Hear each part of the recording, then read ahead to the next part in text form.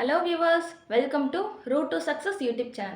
Last classல exercise 2.3 ஓட எல்லா சம்ஸும் பார்த்தோம். அதுக்கான லிங்கையும் டிஸ்கிரிப்ஷனில் கொடுத்துருக்கேன், போய் செக் பண்ணிக்கோங்க. இன்னைக்கான கிளாஸில் சீக்வன்ஸோட கான்செப்ட் பார்க்கலாம் வாங்க. சீக்வன்ஸ்னா என்னப்பா?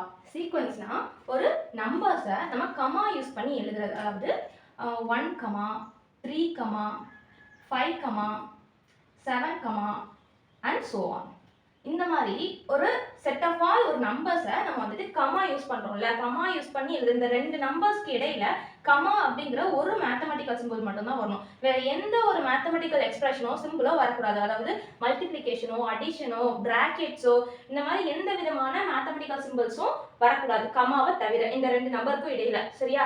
அப்படி எழுதுறதுக்கு பேர் தான் சீக்வன்ஸ். சரி, அப்போ எல்லா நம்பரையும் இந்த மாதிரி நம்ம வந்து கமால எழுதிடலாமா? இங்க பாருங்க, இப்போ இங்க வருங்க 8, 12, 21, 98, -2, etc. இப்படி போதுன்னு வைங்களேன். இது வந்துட்டு பார்த்தாலும் நமக்கு தெரியுது, இது வந்துட்டு சீக்வன்ஸ், இது வந்துட்டு சீக்வன்ஸ் இல்லை. நான் எப்படி சொல்றேன்? இது வந்து சீக்வன்ஸ், இது சீக்வன்ஸ் இல்லைன்னு ஏன் சொல்றேன்னா, சீக்வன்ஸுக்கு கமா மட்டும் ஒரு கண்டிஷன் கிடையாது. சீக்வன்ஸ்க்கு இன்னொரு கண்டிஷனும் இருக்கு. என்ன கண்டிஷன்னா, ஒரு சீக்வன்ஸ் எடுத்தோம்னா அது கண்டிப்பா ஒரு பேட்டர்ன் இருக்கணும். ஏதாச்சும் ஒரு பேட்டர்ன் இருக்கணும், ஏதாச்சும் ஒரு ரூல் இருக்கணும், ஏதாச்சும் ஒரு டேர்ம் இருக்கணும். இப்போ பாருங்க, 1க்கும் 3க்கும் டிஃபரன்ஸ் பார்த்தோம்னா 2, 3க்கும் 5க்கும் டிஃபரன்ஸ் பார்த்தோம்னா 2, 5க்கும் 7க்கும் டிஃபரன்ஸ் பார்த்தோம்னா 2. அவ 7க்கு அடுத்து என்ன வரும்? 7க்கு அப்புறம் 2 ப்ளஸ் பண்ணோம்னா வர நம்பர் தான் 7க்கு அடுத்து. அதாவது 7 + 2 9, 9க்கு அப்புறம் 9 + 2 11. இந்த மாதிரி ஃபார்மேட்ல போகுது இந்த சீக்வன்ஸ். இதை பாருங்க, 8க்கும் 12க்கும் டிஃபரன்ஸ் பார்த்தோம்னு வைங்களேன், என்ன வரும்? 4 வரும். ஆனால் வந்து 12க்கும் 21க்கும் டிஃபரன்ஸ் பார்த்தோம்னா என்ன வரும்? நம்மளுக்கு வந்து 9 வருது. சரியா? 9 இங்கே 21க்கும் 98க்கும் டிஃபரன்ஸ் பார்த்தோம்னா வேற வருது. இதே 98க்கும் -2 அப்படியே ஆப்போசிட். இது பாசிட்டிவா இருக்கு, இது நெகட்டிவா இருக்கு. எல்லாமே இந்த இடத்துல எந்த ஒரு டேர்மே இல்லை. பச்சை மைனஸ் மட்டும் தான் பார்க்கணுமா? அப்படிலாம் இல்லை. டிவைட் பண்ணி பார்ப்பான். டிவைட் பண்ணாலும் எனக்கு ஆன்சர் வருது. 8/12ம் 12/21 இது எல்லாமே எனக்கு வந்து ஒரே ஆன்சரை தரக்கூடியது இல்லை. அப்போ இந்த டேர்முக்கு எனக்கு வந்து எந்த ஒரு விதமான கனெக்ஷனுமே இல்லை. சரியா? இந்த சீக்வன்ஸ் பார்த்தோம்னா எனக்கு நான் பார்த்த உடனே தெரியுது, அதாவது 2 நம்பர்ஸ் வந்து டிஃபரன்ஸ் வச்சு எழுதுறாங்க அப்படின்னு.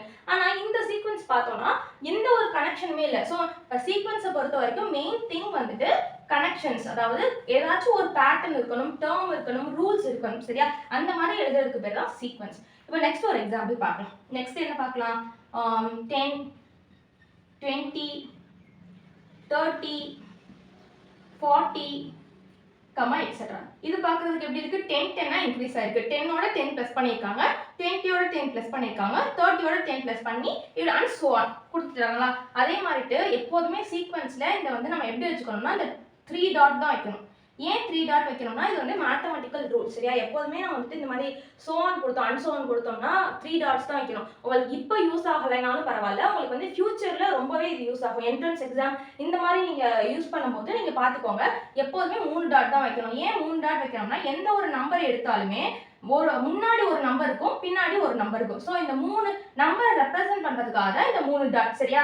இந்த 3 டாட்குள்ளே எல்லா நம்பரையும் அடக்கிடலாம். நீங்க வந்து நடுவுல சென்டர்ல எந்த ஒரு வேல்யூ கொடுத்தாலும் முன்னாடி ஒரு நம்பர், பின்னாடி ஒரு நம்பர் கண்டிப்பா இருக்க தான் போகுது.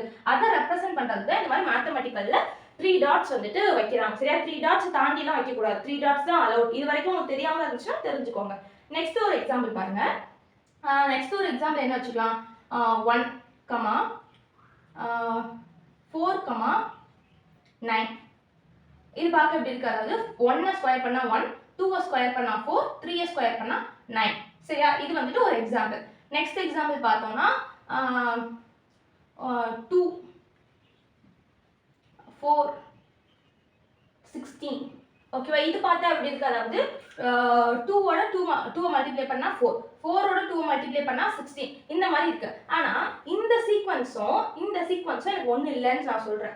எப்படி சொல்றேன்? அது நீங்க தானே சொன்னீங்க, ரெண்டு நம்பருக்கு இடையில வந்து கமா இருக்கணும், ஒரு பேட்டர்ன் இருக்கணும். ஆனா எனக்கு இந்த நாலுலயுமே ஒரு கமாவும் இருக்கு, பேட்டர்னும் இருக்குதானே? ஆமா, கமாவும் இருக்கு, பேட்டர்னும் இருக்குதான், சீக்வன்ஸ் தான். ஆனா இந்த சீக்வன்ஸும் ஒண்ணு இல்லை.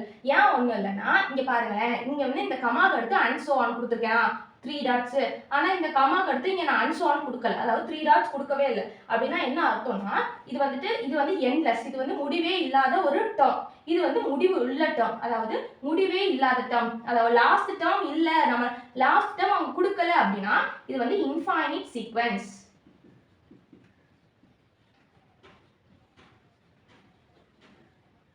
இதே வந்துட்டு லாஸ்ட் டேர்ம் கொடுத்து அவங்க வந்து இந்த மாதிரி புல் ஸ்டாப் வச்சிருவாங்க.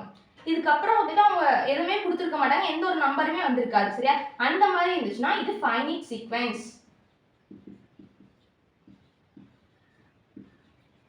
ஓகேவா? புரிஞ்சுதா? இன்ஃபைனைட் சீக்வென்ஸ்னா எக்ஸெட்ரா போட்டு சோ ஆன் போட்டு நம்மளுக்கு கண்டினியூ ஆகும். அது வந்துட்டு முடிவே இல்லை, லாஸ்ட் டேர்ம் நம்மளால வந்துட்டு ஃபைண்ட் பண்ணவே முடியாது அப்படிங்கிற மாதிரி மீனிங். சரியா?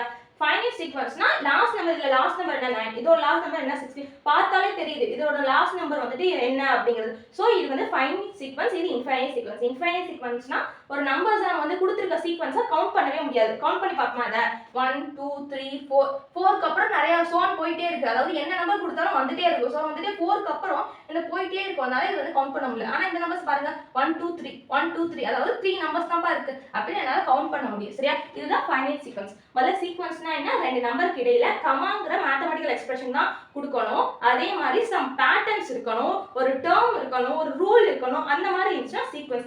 இது ரெண்டா பிரியுது. என்னதுன்னா finite sequence, infinite sequence. Finite சீக்வென்ஸ்னா கவுண்டபிள், இன்ஃபைனைட் சீக்வென்ஸ்னா அன்கவுண்டபிள். புரிஞ்சுதா? இதுதான் சீக்வென்ஸ்னா, சீக்வென்ஸ்னோட கான்செப்ட். புரிஞ்சுதா? சீக்வென்ஸ்னா என்னன்னு புரியும் நம்புறேன். டவுட்னா அதை கமெண்ட் பண்ணுங்க. Thank you viewers. இன்னைக்கான கிளாஸில் சீக்வென்ஸோட கான்செப்ட் பார்த்தோம். நெக்ஸ்ட் கிளாஸில் சீக்வென்ஸ்க்கு ரிலேட்டாக உள்ள எக்ஸாம்பிள்ஸ் எக்ஸசைஸ் பார்க்கலாம். அதுக்கு நம்ம யூடியூப் சேனலை சப்ஸ்கிரைப் பண்ணிக்கோங்க.